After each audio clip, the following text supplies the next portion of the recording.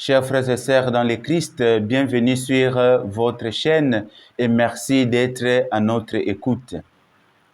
Voilà, aujourd'hui nous sommes parvenus au 23e dimanche du temps ordinaire, année B.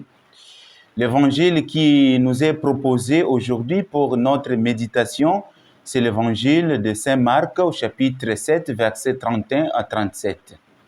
En effet, notre homélie, notre méditation de ce dimanche sera basée sur justement cet évangile de Marc.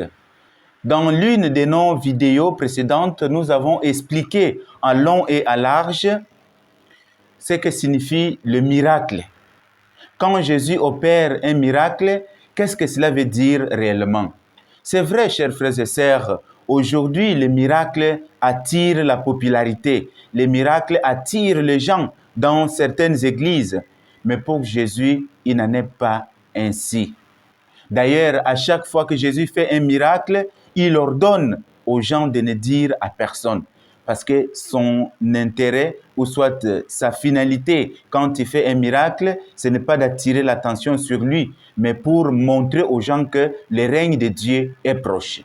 L'Esprit du Seigneur est sur moi et il m'a envoyé proclamer la bonne nouvelle aux pauvres et libérer les captifs.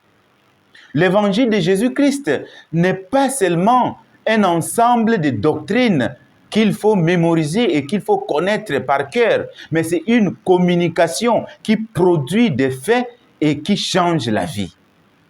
Voilà donc la spécificité de l'évangile.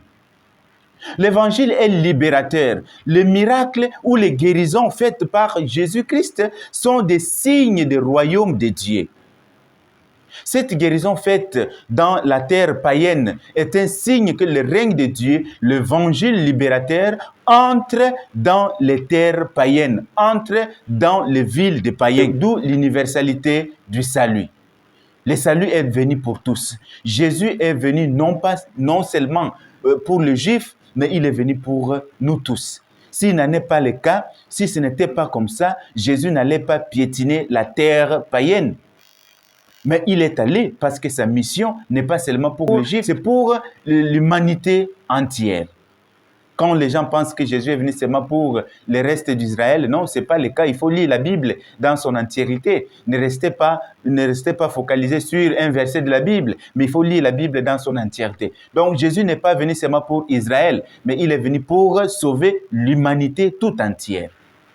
Chers frères et sœurs dans le Christ, s'il faut revenir sur la page de l'évangile que nous venons d'écouter, l'évangile qui est proposé pour ce 23e dimanche du temps ordinaire, nous voyons Jésus opérer une guérison, tout en suivant les méthodes de la médecine traditionnelle de l'époque. Comme il dit lui-même, je ne suis pas venu pour abolir, mais je suis venu pour accomplir. Jésus n'est pas venu pour changer les choses, n'est pas venu pour bouleverser, mais il est l'accomplissement de toutes les paroles qui ont été prononcées par les prophètes dans l'Ancien Testament. Et lui, il vient pour les accomplir. Ah donc, il opère un miracle, justement, en suivant les méthodes médicinales de l'époque d'antan. Jésus touche les oreilles et la langue du sourd, puis les yeux vers le ciel, demandant le secours de son Père parce qu'il ne peut rien faire sans le Père. Enfin, Jésus commande. Il commande, ouvre-toi, ouvre-toi. Mon frère, ma sœur, cette parole d'aujourd'hui s'adresse à toi, aujourd'hui et maintenant. Ouvre-toi. Ouvre-toi en quoi? Ouvre-toi aux surprises de Dieu. Ouvre-toi à l'espérance, à la foi. Ne te ferme pas sur tes soucis. Ne te ferme pas sur tes connaissances préétablies de Jésus-Christ. Ne te ferme pas sur ce qu'on te dit. Mais fais toi-même l'expérience personnelle avec Jésus. Ouvre ton cœur à Jésus-Christ et laisse que Jésus puisse travailler dans ton cœur. Ouvre-toi. Ne reste pas dans ta maison. Ouvre-toi à l'église. Ouvre-toi aux frères. Ouvre-toi à tes sœurs. Le Christ t'attend pour ta part de guérison. Ouvre-toi à la miséricorde du Père. Ne te contente pas de dire que non, voilà, je suis pécheur. Oui, mais ouvre-toi à Dieu. Ne ferme pas tes oreilles à la parole de vie. Ne ferme pas ton oreille à la parole de libération. Ouvre-toi à la parole qui te libère. Ouvre-toi à la parole libératrice. Chers frères et sœurs dans le Christ, Dieu nous a ouvert les oreilles et la bouche. Pour faire quoi? Chers fidèles, chers chrétiens, chers tous, Dieu nous a ouvert les oreilles, la bouche. Pour faire quoi? Quel usage faisons-nous avec nos oreilles ouvertes et avec nos bouches déliées, nos langues déliées? Nous en faisons quel usage? Je crois que Dieu nous a ouvert les oreilles et il a délié nos langues. C'est pour entendre sa parole et proclamer cette parole à tous. Ça, c'est de un. De deux, c'est pour entendre les cris de nos frères et sœurs marginalisés et afin que nous puissions parler pour eux, parler à leur faveur. J'ai entendu son cri devant ses oppresseurs. Oui, je connais ses angoisses. Exode 3, 7. Voilà donc le rôle de nos oreilles et de nos bouches, nos langues déliées. L'Église, en effet, en fait usage. Elle est la porte-parole des marginalisés, la porte-parole des pauvres sans voix.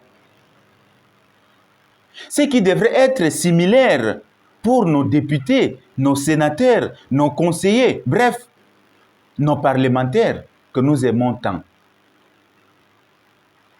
Mais hélas, c'est ce qui n'est pas le cas. À chaque instant, chers frères et sœurs, je me pose, je m'interroge.